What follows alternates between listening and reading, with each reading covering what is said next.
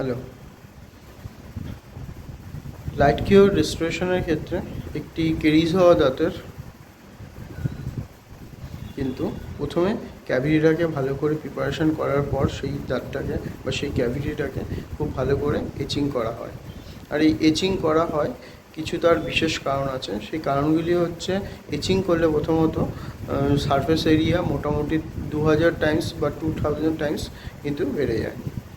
দ্বিতীয় যে কারণ, এচিং করার ফলে সারফেস ইরেগুলারিটি অনেক গুণ বেড়ে যায়।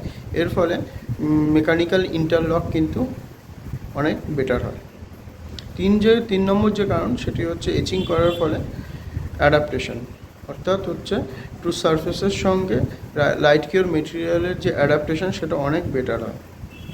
চতুর্থ যে কারণ, সেটা হচ্ছে মার্জিনাল লিকেজ এচিং করার ফলে একদমই থাকে না। এর ফলে রেস্টোরেশনের লংজিবিলিটি বেড়ে যায় এবং রেস্টোরেশনটি কিন্তু সঠিকভাবে হয়ে থাকে।